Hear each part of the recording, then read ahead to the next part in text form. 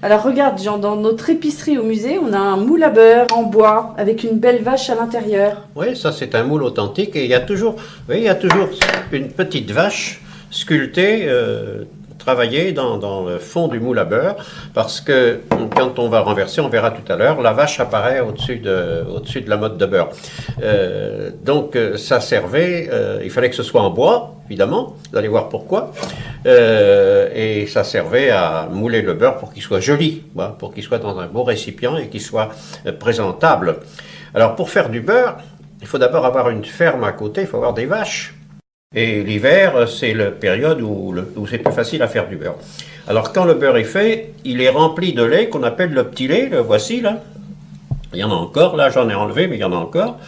Alors on le mettait dans des récipients en bois, celui qu'avait ma grand-mère était beaucoup plus grand.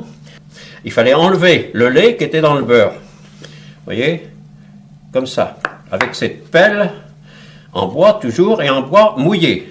Parce que si le bois n'est pas mouillé, le beurre il va coller. Alors on ne peut pas le travailler.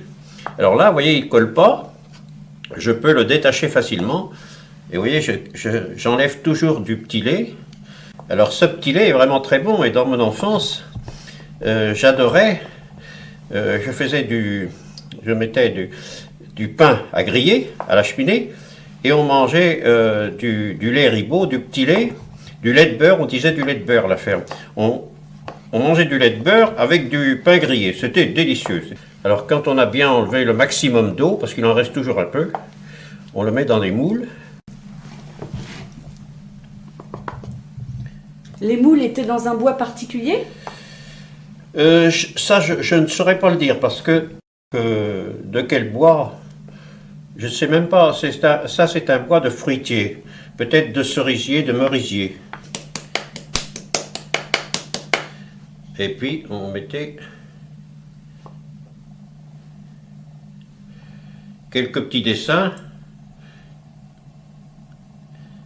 Donc d'un côté il y aura ces dessins-là, puis de l'autre côté il y aura la vache, quand on va le démouler.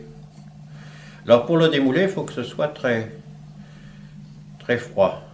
Si on veut avoir le dessin du beurre l'autre face, où il y a la vache, alors on met...